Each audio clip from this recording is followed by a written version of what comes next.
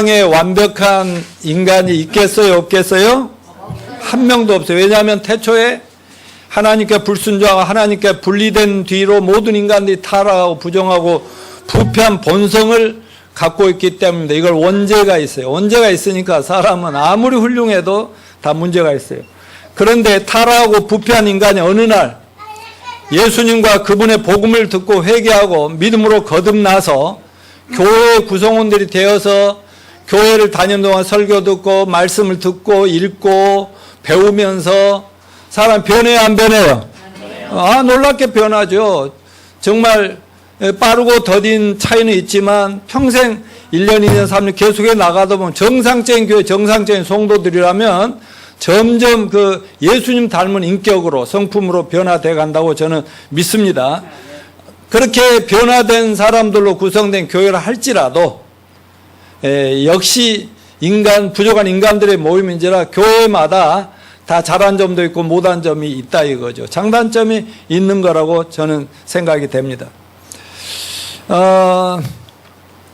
그런데 오늘 요즘 우리가 공부하는 요한계시록 이 3장은 아시아 7교회들인데 이거는 그 당시 2000년 전에 있던 그 아시아 지역에 있는 넘겨주시고 예배당들 몇 개를 얘기하는 게 아니라 2000년 동안의 교회 시대 전체 예수님이 이 땅에 2000년 전에 오셔서 십자가 죽으시고 부활하심으로 교회를 시작했잖아요. 그리고 교회를 예수님 재림하면 끝나잖아요. 그 교회 시대 동안에 있는 세계 모든 교회들의 모델로 7교회를 이렇게 주님이 제시했다고 저는 보는 겁니다. 그러면서 그런데 교회마다 7교회가 마찬가지로 뭐 장점이 있고 단점이 있고 책망받은 일도 있고 주님의 칭찬받은 것도 있지만은 전혀 책망받지 않고 칭찬만 들은 2교회가 있잖아요. 그게 사대교회와 우리 오늘 공부할 빌라델피아 교회인데요. 주님은 에베소 교회도 그렇게 말하고 뭐 사대교회, 버가모 교회, 도아디라 교회 전부 도아디라 얘기한다, 사대교회 얘기한다, 또 빌라델피아 교회 얘기한다고 하시면서 마지막 그 구절 마지막에는 뭐라고요? 성령님이 모든 교회에게 하시는 말씀을 귀 있는 자는 들을지어다. 그러니까 오늘 이 빌라델피아 교회에 대한 얘기는 그때 당시 역사적인 자료를 공부하는 거 아니에요. 역사 공부가 아니에요. 오늘날 우리 교회를 포함해 전 세계 교회한테 주시는 말씀인 줄로 믿고 들으실 수 있기를 간절히 바랍니다. 오늘 사도 요한을 통해서 천국에 계신 주님이 6번째로 보낸 교회가 아시아 7교회 중에 하나인 빌라델피아 교회인데, 빌라델피아라는 지역은 여러분 주보 있잖아요. 주보 앞에 보시면은 전부 우리가 그 중간에 아시아 있고 도아디리아 사대교회 빌라델피아 오른쪽에 있죠. 그리고 밑으로 내려가면 도아디리아 라우디게아 교회라고 이렇게 있지 않습니까? 그러니까 사대 동남쪽 45km 지점에 코카무스강 서안에 세워진 도시라고 합니다. 따라서 빌라델피아에는 헬라 문들이 열린 문으로 그리스 문화가 확 들어온 활짝 개방된 도시였기 때문에 일찍부터 많은 사람들이 강남에 막 또 이렇게 사람이 몰리듯이 이렇게 몰리고 발전된 도시였다고 합니다. 그러던 중에 주전 BC 133년경에 로마에 복속되어 그 이후로 로마의 통치를 받아왔는데 그 다음에 AD 17년에 있었던 대지진으로 말미암아 도시 전체가 파괴되는 고통을 당하기도 했습니다. 그러니까 그 지역이 지진에 약한 지역이었나 봐요. 하지만 티뱅링스 황제라는 분이 의해서 도시가 재건되어 사도 요한이 계시록을 기록할 당대에는 소아시아의 주요한 도시로 다시 이렇게 발전했다고 합니다. 고래로 빌라델피아라고 하는 지역은 포도의 재배가 유명했나 봐요. 그래서 포도주, 그들은 그 주신으로 술신을 섬겼는데 바로 그 디오니수스라고 하는 그런 주신을 섬기는 그런 이방 나라이기도 했던 것입니다. 그러므로 오늘 우리는 이 빌라델피아 교회를 통해서 말세지말의 교회들이 어떤 모습이 될 것인가, 또 말세지말의 교회들은 어떤 모습으로 되어야 할지에 대해서 오늘 배우겠습니다. 아울러 오늘 우리는 본문 말씀 공부하는 동안 우리가 살아가는 이 마지막 시대의 많은 그 현상들을 통해서 주님 재림과 인류 종말이 가까이 왔다는 징조들을 좀 하나씩 발견하고 깨닫는 그런 시간이 되기를 바랍니다. 그리고 이 마지막 시대 세상 아무리 타락하고 부패하여 이제 하나님도 도저히 참을 수가 없어서 끝장을 내시겠다 이거야. 정말 여러분, 주님은 사랑의 하나님이시죠. 정말 그런데도 불구하고 도저히 참을 수 없어, 이거는 끝내야 되겠다는 그런 게 성경에 수없이 나와 있잖아요. 그래서 우리가 어떤 교회를 세워갈 때 주님이 칭찬하시고 기뻐하실까? 그리고 시대에 좀 분별하자고요. 아, 주님 오실 날이 가까이 왔나 보다. 뭘로 그걸 알 수 있느냐? 성경과 성경대로 돌아가는 세상을 보면서 깨닫게 되기를 바라고, 그 다음에 하나님이 진짜로 어느 시대에 따라서 또 어느 나라나 상황에 따라 변하지 않고 하나님이 원하시는 진짜 디자인하신 본래 설계하신 교회가 있잖아요. 그 성경적인 교회상이 무엇인지 우리가 똑바로 배워서 잘 세워나감으로 하나님이 기뻐하시고 칭찬하는 서울 우리 교회 성도들 되시길 축원합니다. 자, 오늘 본문의 핵심을 보면 칭찬만 받은 빌라델피아 교회 교훈인데요. 오늘 본문의 주인공인 필라델피아 교회는 말세의 교회가 어떤 상황에 처하게 될 것인가, 또 말세에 교회 맡겨주신 사명은 무엇인가를 잘 보여주고 있습니다. 이를테면 말세의 가장 모범적인 교회상을 보여주었다고 보면 됩니다. 여러분, 왜 이 교회가 말세의 교회를 잘 대표합니까? 오늘 본문 10절을 같이 읽어볼까요? 시작. 내가 나의 인내의 말씀을 지켰은즉 내가 또한 너를 지키어 시험의 때를 면하게 하리니 이는 장차 온 세상에 임하여 땅에 거하는 자들을 시험할 때라 그랬어요. 여기서 주님은 오늘 본문 말씀을 통해 장차 온 세상에 임하여 땅에 거하는 자들을 시험할 때라 그랬잖아요. 이 말씀을 통해서 주님은 그 당시 그 교회가 있을 당시 2000년 전에 그 교회뿐만 아니라 그 교회가 속해 있는 지역에 시련과 핍박이 당할 것뿐만 아니라 장차 온 인류에게 하나님이 쏟아부을 그 심판에 대한 대환란을 경고한 내용이라고 볼 수 있습니다. 여러분, 마태복음 24장을 보면 예수님이 이 땅에 계실 때 제자들에게 예수님 재림, 내가 다시 온다. 그렇지만 다시 올 때는 세상이 끝난다 하시면서 대환란의 때가 올 것이라는 것을 미리 말씀해 주시고 예언해 주셨어요. 그런데 예수님 재림과 인류 종말 때가 가까이 올수록, 다시 말하면 말세 말이 다 될수록 교회나 믿는 성도들 어려움이 극에 달할 것이라는 걸 예언해 준 말씀이 있습니다. 자, 같이 한번 읽어볼까요? 이는 그때에 큰 환란이 있겠습니다. 창세로부터 지금까지 이런 환란이 없었고 후에도 없으리라.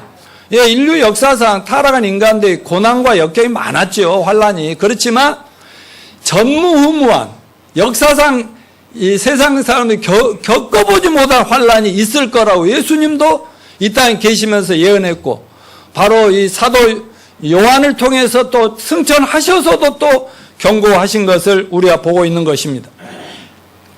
그런데 주님이 예언하신 대환란은 예수님 재림과 인류 교회 휴거 후에 일어나죠. 자, 보면은 교회 시대 끝나고 교회가 하늘로 휴거된다고 해서 저렇게 하늘로 막 다 구원받은 성도들이 사라지잖아요. 내가 늘 하는 얘기지만 건물은 올라가요, 안 올라가요? 건물 이런 건 전혀 상관없어요. 우리가 가지고 있는 모든 걸 다 버리고 그냥 샥 변화돼서 올라간 후에 대환란은 일어난다고 그랬잖아요. 여기부터 7년 대환란, 교회 시대가 끝나고 대환란, 적그리스도가 등장하고, 이렇게 하나님의 인류 역사에 대한 계획은 계시록뿐만 아니라 성경 많은 예언들에게 이런 예언이 되고 있어요. 그런데 제자들은 그러면 그날을 대비하기 위해서 언제 오시느냐, 몇 년 며칠에 오는지 얘기해 주실 수 없어요. 그러니까 몇 년 며칠에 온다는 것은 너희들 하나님 소관에 두고 너희들 상관할 거 없어요. 그렇게 해놓고 얌체족속같이 꼭 그러면 여하튼 놀다가 그냥 딱 되면 그때서 준비하려고 그러지 말고 이런 식이죠. 그냥 다만 대신 징조는 말해줄 테니까 항상 깨어있으면서 세상 돌아가는 걸 보면서 아 그때가 다 됐구나 이걸 좀 깨닫고 믿음으로 살라고 말씀하셨던 것을 우리가 기억합니다. 그 징조 중에 하나가 뭐예요? 자, 마태오 24장을 한번 읽어볼까요? 예수께서 감람산 위에 앉으셨을 때 제자들이 조용히 와서 이르되 우리에게 이르소 어느 때 이런 일이 있겠사오며 또 주의 임하심과 세상 끝에는 무슨 징조가 있사오리까? 예수께서 대답하여 이르시되 너희가 사람의 미혹을 받지 않도록 주의하라. 많은 사람 내 이름으로 와서 이르되 나는 그리스도라 하여 많은 사람을 미혹하리라. 난리와 난리 소문을 듣겠으나 너희는 삼가 두려워하지 말라. 이런 일이 있어야 돼. 아직 끝은 아니니라. 민족이 민족을 나라가 나라를 대자 일어나고 곳곳에 기근과 지진이 있으니 이 모든 것들은 재난의 시작이니라. 그러니까 잘 알아두셔야 돼요. 하나님은 작고 큰 걸로 예고편을 막 던지시다가 때가 딱 하나님 때가 되면 무조건 때려버린다 말이죠. 7년 대환란으로 집중적으로 전 세계 지금 코로나하고는 비교할 수 없는 환란이 있을 것을 여러분 믿으시길 바랍니다. 그래서 말세의 징조를 주 이단 사이비들 출현 기근 지진 또 계시록을 보면은 환란 전으로 많은 사람 중에 전염병도 막 확산될 것이라 했는데 이 전염병이 이제 말세의 끝이 오면서 막 그 동물로부터 이 전염병이 많이 오나 봐요. 그래가지고 14세기부터 막 전염병이 발생하기 시작하는데 그래서 말세가 가까이 올수록 전염병이 막 무섭게 확산될 거라는 것을 예언하고 있는데 자 한번 넘겨보십시오. 자 14세기 흑사병이 서유럽에 막 그걸 강타했는데 그때 발병 원인은 뭐냐 검은 쥐에서 이렇게 전염병이 왔는데 이때 2,500만 명이 죽었다고 합니다. 흑사병으로 유명하잖아요. 그리고 이제 20세기에 들어오면서 1918년 스페인 독감 스페인 조류에서 발병한 독감 5천만 명이 사망했다고 하고요.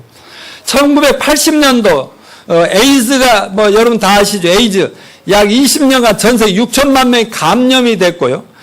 2003년이 되면 21세기 들어오면서 사스로 약 8천 명이 죽고 물론 의학이 발전해서 많이 막았지만 2005년도에 조류독감 AI 치사율 50% 그래서 많은 사람이 독감 증세로 무섭게 때렸다고 하고 2009년도에 신종플루 돼지 독감 기억하시죠? 한국에 76만 명이 감염돼 2,700명이 사망한 사건입니다.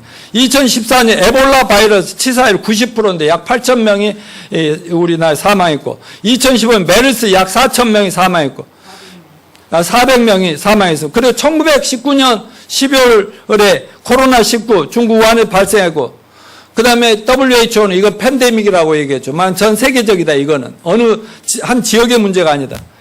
그래서 수많은 확진자 사망자가 지금 발생하는데 겨울이 오면서 더 막 심해진다고 하죠. 세계 210개국 확진자 오늘 아침 8시 20분 현재 5,846만 2,479명이 환자예요. 확진자 사망자는 138만 5,914명이고 미국 확진자는 1,243만 5,303명 미국의 사망자 26만 1,746명 미국의 하루 확진자가 18만 명씩 증가한다고 해서 지금 미국도 굉장히 긴장하고 있잖아요. 한국 상황은 지난주 주말에 380명이 넘어섰고요. 다음 주에는 400명이 넘어선다고 하고요. 이 12월 초가 되면 600명의 그 확진자가 생길 거라고 하면 600명, 6,000명이 아니고 600명에 넘어설 거라고 지금 그러니까 우리나라 600명인데도 뭐 이렇게 지금 긴장하고 하니까 그나마 세계적 모범국으로 되고 그 지금 1.5단계로 방역 단계를 높였는데 이제 좀 뭐 또 2단계로 올려야 될 상황이 올지도 모른다 이거죠. 그런가 하면 프랑스, 이탈리아, 독일, 스페인, 영국 등에서 확진자가 너무 많이 늘어나니까 막 봉쇄 조치가 또다시 시작되고 있습니다. 그래서 이 코로나 같은 전염병은 한 나라에서 멈췄다 할 것이 아니라 어느 나라만 일어나도 이게 확 확산된다는 거, 이걸 참고하시기 바랍니다.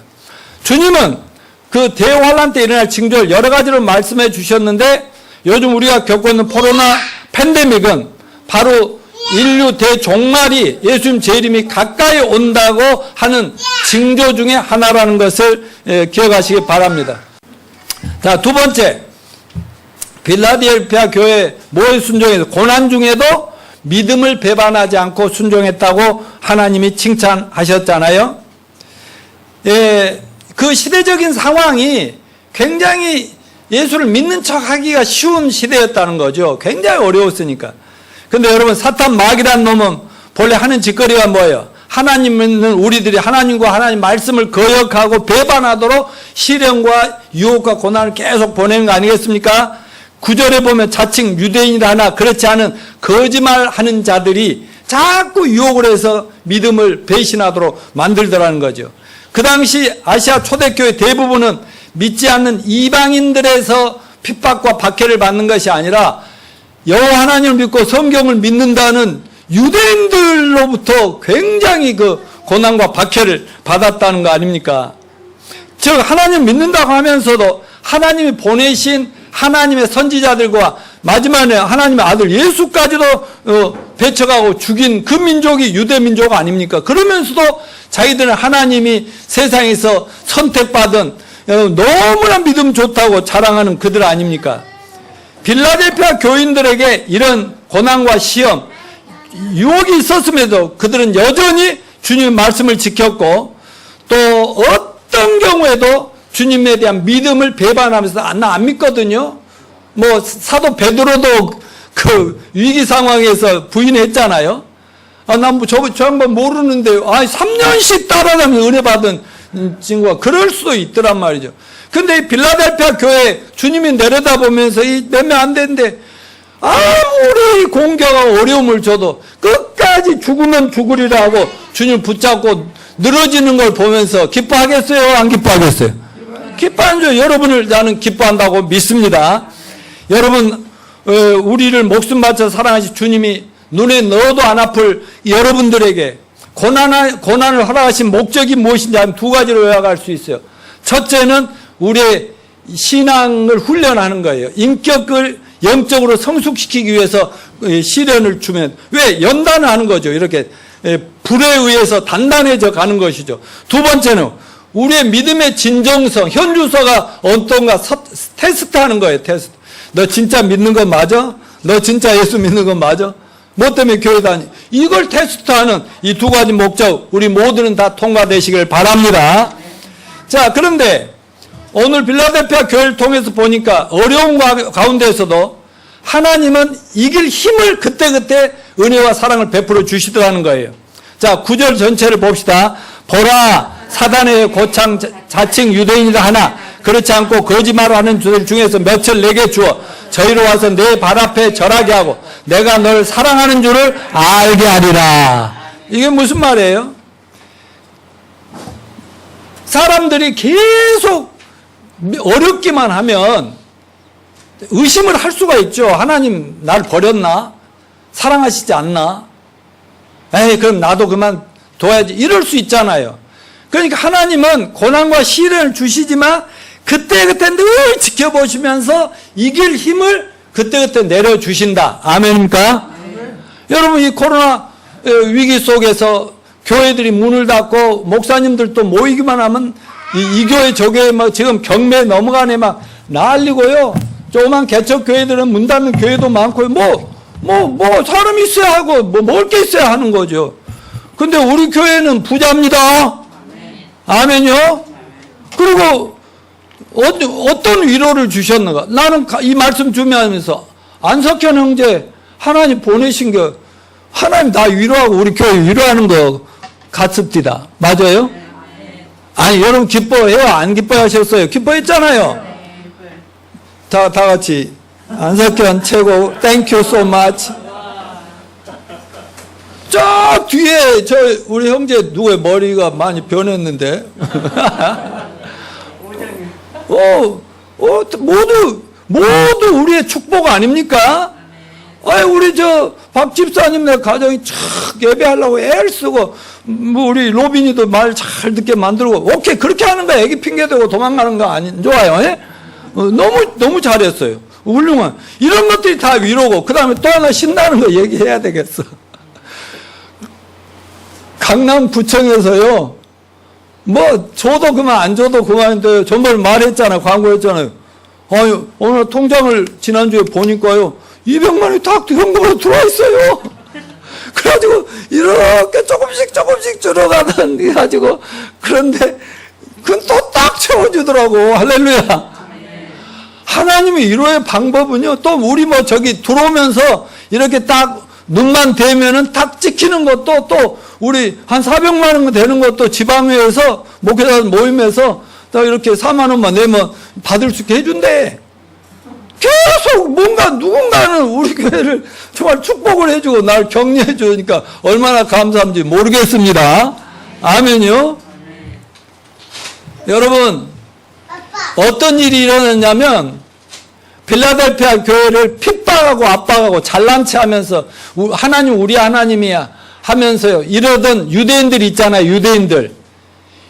그 유대인들 중에 몇 사람이요 어느 날 갑자기 다 회개하고 교회로 몰려오더니 여기 앞에 무릎을 딱 꿇고 주여 하고 영접하고 예수님 영접 구원받는 역사가 일어났다 이거예요. 여러분 이건 누가 하시는 거예요? 그들은 최선을 다해서 사랑하고 기도하고 아무리 핍박해도 주여 저들이 몰라서 저러니 저들 마음을 열어주시고 인도해 주시고 했더니 그리고 교회가 있으면 예수를 왜 우리가 믿고 예수는 누군가를 얘기했더니 유대인들이 몇 명이 그 강팍한 인간들이 확 돌아서 왔을 때 그 교회 신났겠어요? 안 신났겠어요? 너무 신나죠? 아멘요? 정말 하나님은 뭘 가장 기뻐한다고 해서 이 땅을 내려다 보시다가 어떤 나라 어떤 지역에서 어떤 죄인 한 명이 회개하고 예수를 믿고 교회로 돌아오면 하나님은 천군 천사를 잔치를 벌린다 했어요 안 했어요? 아멘이요? 그러니까 죄인 하나가 회개하면 하나님은 그렇게 기뻐하고 좋아하시는데 그러니까 교회의 초점이 교회 존재해야 될 이유 성도들이 이 땅에 더 살아가야 할 이유가 뭐예요? 천하보다 귀한 한 영혼을 구원하는 데 있으셔야 된다는 것을 믿으시길 바랍니다. 아멘. 우리가 봉사하고 헌신하고 헌금하고 막 사랑하고 교제하고 이 목적이 어디냐? 천하보다 귀한 한 영혼이라도 더 빨리 하나님 앞에 데려다 앉히려고 하는 그것이 될 때 주님은 칭찬하시고 우리 교회는 정말 이 시대 최고의 교회가 될 줄로 믿습니다. 자, 필라델피아 교회를 향해 말씀하시는 주님의 모습을 잠깐 보겠습니다. 7절 봅시다. 시작. 필라델피아 교회 사자에게 편지하라. 거룩하고 진실하사 다윗의 열쇠를 가지시니 곧 열면 닫을 사람이 없고 닫으면 열 사람이 없는 그가 이르시되.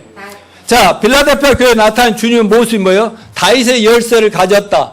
그 열쇠 가지고 열면 닫을 사람이 없고 딱 닫아버리면 열 사람이 없다. 이게 뭐예요? 자, 그러면 다윗의 열쇠라는 건 뭐냐? 다윗은 구약 성경에 하나님의 마음에 합한 이스라엘 역사상 최고의 왕이고 지금도 다윗 왕 하잖아요. 그러니까 왕국의 모든 권력이 누구 손에 있었어요? 다윗의 손에 있었어요.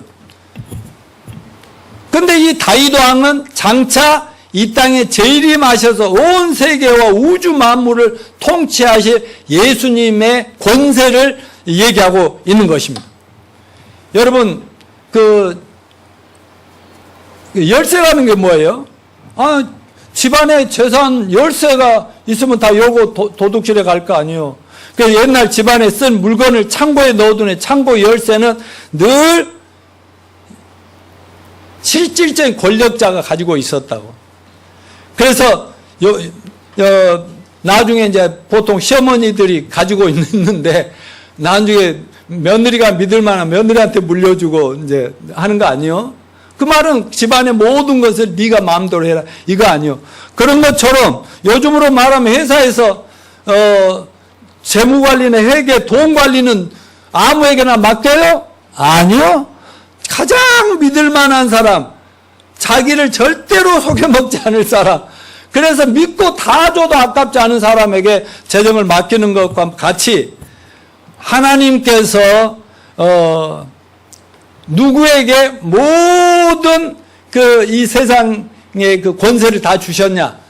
예수님 얘기인다 이 말이죠. 다윗의 열쇠는 예수님이야말로 온 세계에 권력을 쥐고 있는 분이다 이런 얘기입니다. 자, 한번 마태복음 28, 18장 뭐라고 그랬어요? 다 같이 하늘과 땅에 모든 권세를 다 내게 주셨으니 그러므로 너희는 가서 그랬거든. 그러니까 예수님은 하늘과 땅의 모든, 그러니까 앞으로 천년왕국, 그 다음에 새하늘과 새 땅 모든 권세를 다 주셨는데 그 열쇠를 가지신 예수님이 교회를 세우시면서 교회에다가 뭘 주냐? 천국의 열쇠를 주신다 이런 얘기 아닙니까? 그래서 주님이 이 교회를 어떻게 여셨는가 볼까요? 2000년 전에 예수님이 이 땅에 오셨지요. 그리고 십자가에서 저와 여러분 인류의 죄를 다 담당하고 죽으심으로 죄를 다 없애버렸지요. 그리고 부활하셨지요. 그러니까 누구든지 회개하고 주님께로 돌아오면 구원 받아야 안 받아요? 구원 받도록 다 해놨지요.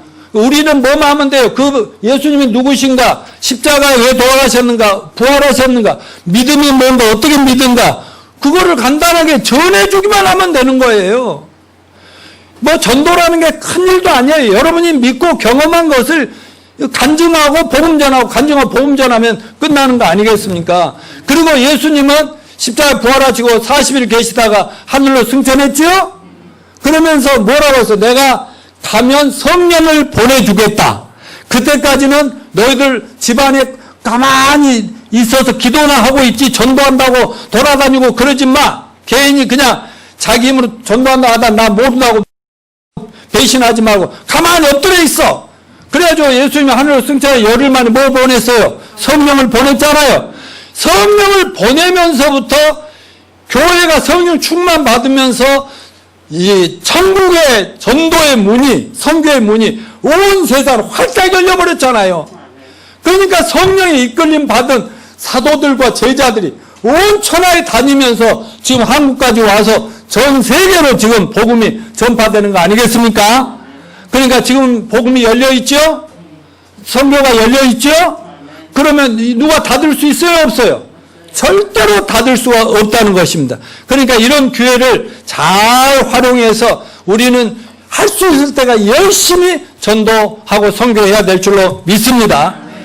그러나 여러분, 그 교회 열린 문도 닫힐 때가 있다는 거예요. 열쇠로 문을 닫아버릴 때가 있다는 거예요.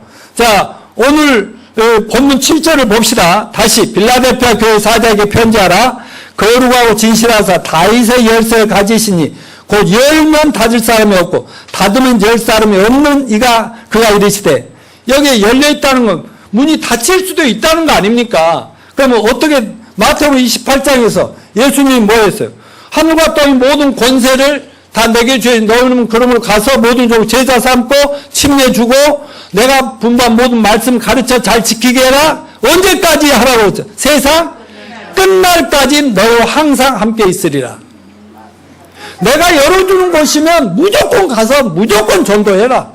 공산당 아니라 별 악당들이든 흉악범이라도 내가 열어놓으면 무조건 전도해라.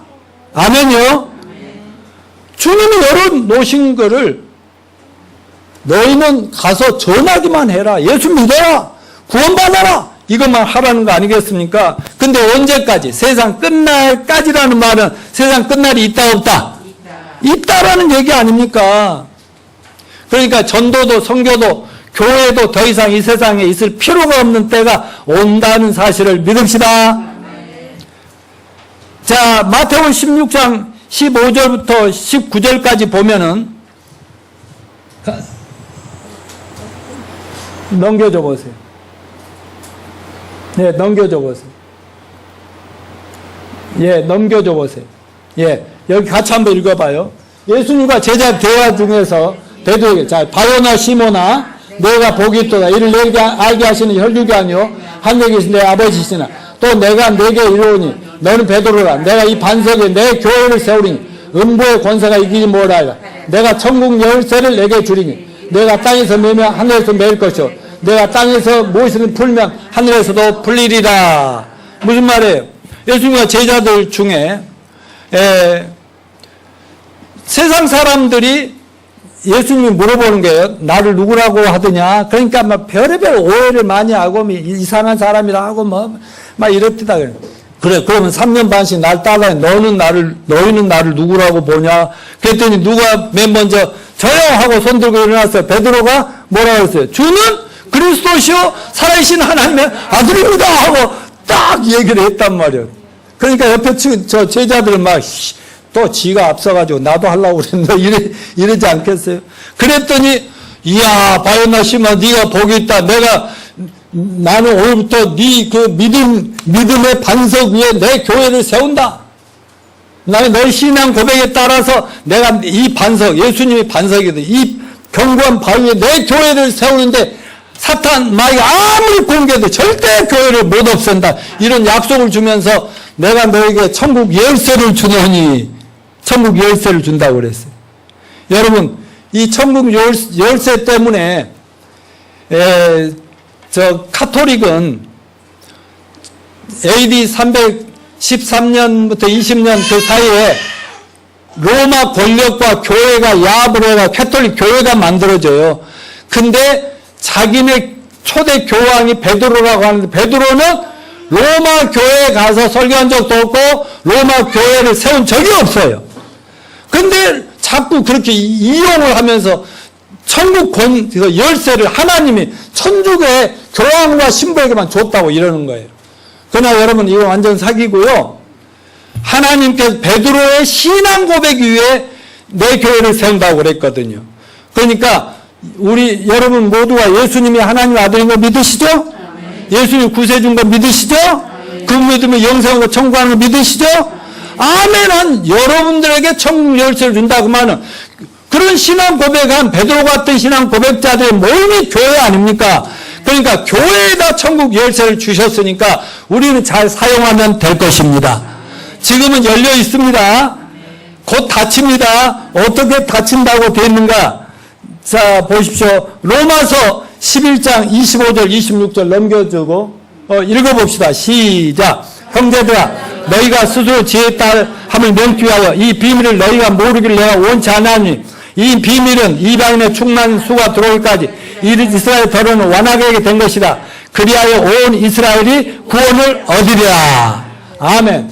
자, 이 그림을 자세히 보면 교회 시대. 지금은 교회 시대가 열려 있어요. 그러나 하나님 문을 닫을 때가 곧 옵니다. 그러면 하늘로 교회는 휴거됩니다. 저 그림처럼 하늘로 구원받은 성도 다 변화 올라갑니다. 그러면 7년 대환란이 옵니다. 7년 대환란. 이때는 적그리스도가 출현해서 세계가 하나가 됩니다. 자, 얼마 전에 뉴스에서도 뭐라는지 아세요? 세계적인 미국의 석학이 나와가지고요. 지금 이번 바이든이 되고 했잖아요. 이 코로나 이후 어떻게 될 거니까 막 얘기하는 속에요. 그 세계적인 석학이 이렇게 문제를 제기했어요. 나라와 나라가 협력하고 하나가 돼야 되는데 세계적인 지도자가 지금 없는 게 문제입니다. 그렇게 말하면 그러면서 나는 적그리스도가 있어야 된다. 막 이 세계를 하나로 통합하고 지배할 대단한 인물이 하나 나왔는데 바이든도 아니고 트럼프도 아니고 어딘가 지금 숨어서 등장할 때를 기다리는 그 한 사람 나와서 더 혼란에 빠질 때 교회가 사라지고 나면 세상이 엉망진창이 될 때 세상은 내 말을 들어라 그러면 전부 죽인다 이렇게 되는 그 시대가 올 것을 예언하고 그게 7년 안에 이때의 주인공은 뭐예요? 유대인들이란 말이에요. 이스라엘. 지금은 교회가 세상 사람들 우습고 대통령 정권이 대단한 것 같지만 하나님은 교회를 통해서 세상을 다스리고 있는 거예요. 아멘요. 교회를 통해 세상을 축복하면 이 세상 전부 쓰러져 없어진 거거든요. 그러니까 지금 이 세상의 주인공은 누구다? 나다. 아멘. 우리들 교회입니다. 근데 교회가 휴고되면 교회 있어요 없어요? 가짜 교회들보다 교회 건물만 남겠죠? 그때 7년 환란 때는요. 이 적그리스도가 등장. 그때 유대인들이 지금 예수 믿어요 안 믿어요? 안 믿는데 지금은 이방인들이 막 구원받고 유대인들 어쩌나 한 명씩 구원받는 시기인데요. 7년 활동 유대인 전체가 회개하고요. 적그리스도하고 싸우면서 666표 절대 안 받고요. 그러면서 나는 예수 그리스도를 믿는다고 고백하면서 구원을 받아요. 그래서 이스라엘 민족 전체가 7년 환란 때 구원받아서 유대인들이 막 이렇게 주인공으로 다시 한번 등장을 하는데, 근데 그때 대량 학살을 당하죠. 적그리스도한테 얼마나 총칼에 죽임을 당하겠어. 그래서 제2의 옛날 히틀러의 학살이, 제2의 학살이 지금 오고 있다고 경고를 하고 있는 그런 시기인 것을 제발 좀 알았으면 좋겠습니다. 여러분, 지금 곧 다치기 전에 우리 열린 기회를 최선을 다해서 할 수 있는 사람에게 뭐 어렵게 막 안 받아들이고 막 반다고 이런 사람이 억지로 할 필요 없어요. 그냥 그런 사람은 신발 먼지 털어버리고 그냥 잘 받아줄 수 있는 사람 같으면 전해야 돼요, 안 전해야 돼요? 무조건 전하시는 저와 여러분이 되시기를 바랍니다. 자, 이제 시간 전략상 3번 빌라델피아 교회 주님의 약속을 간단하게 정리하겠습니다. 12절 시작. 이기는 자는 내 하나님 성전에 기둥이 되게 하리니 그가 결코 다시 나가지 아니하리라. 내가 하나님 이름과 하나님의 성 곧 하늘에서 내 하나님께 내려오는 새 예루살렘 성의 이름과 나의 새 이름을 그 위에 기록하리라. 이기는 자가 누구예요? 어떤 고난과 핍박과 어려움과 가난에도 절대로 타협하지 않고 말씀 붙들고 주님 붙들고 끝까지 죽더라도 믿음을 지킨 사람들, 하나님이 물론 지켜주시기도 하겠지만은 이 사람들에게 내가 상을 주겠다. 여러분, 우리 상을 바라보고 전진합시다. 학교에서 상 못 받았어도 상관없어요. 지금부터 여러분 상을 만들어갈 수 있습니다. 믿음을 굳게 지키면 됩니다. 말씀을 붙들고 주님 배반하지 맙시다. 그리고 자기 있는 위치에서 최선을 다해서 교회와 주님을 섬깁시다. 영혼을 구원합시다. 그러면 하나님이 뭘 준다고 했어요? 성전의 기둥이 되게 해주겠다. 여러분, 하나님 나라에 천국에 가면 새 예루살렘 성이 있잖아요. 거기 기둥 12기둥이 있어요. 12문이 있고요. 그 기둥에 기둥들이 되게 하겠다. 그러니까 이렇게 이해하십시오. 오늘날도 이 세상의 교회들에는요, 많은 사람 때문에 교회가 유지되는 것이 아니라 몇몇 사람들, 진짜 주님 사랑하고 교회 사랑하고 헌신된 소수의 사람들이 기둥이 돼서 교회가 유지되는 겁니다. 아멘요? 여러분들 때문에 우리 교회가 유지되고 있잖아요. 아멘. 그런 것처럼 그런 사람들 하늘에서도 영원히 하늘나라를 떠받치는 기둥들의 역할을 해주겠다. 이건 좋은 얘기예요? 고생시킨다는 얘기예요? 좋은 얘기죠. 그 다음에 뭐예요? 믿음으로 사는 여러분의 이마에다가 위에다 뭘 새긴다? 하나님의 이름도 새기고 새 예루살렘 이름도 새기고 예수님의 새로운 이름이 있나 봐.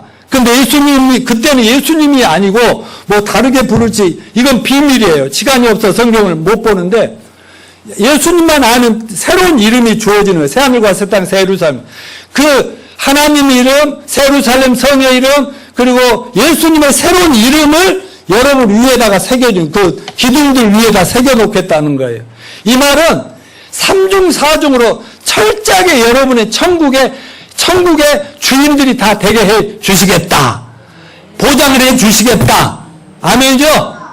그러니까 우리 아무리 어렵고 힘들어도 낙심하지 말고 좌절하지 말고 포기하지 말고 또 내까지 게 뭐 하겠냐 이런 생각 말고 주님 말씀 순종합시다. 주님 잘 섬깁시다. 교회 잘 세워나갑시다. 저 빨리빨리 여러분 가족이나 이웃이나 직장에 한 명이라도 건져낼 수 있는 저와 여러분이 되시기를 축원합니다. 일어나십시오.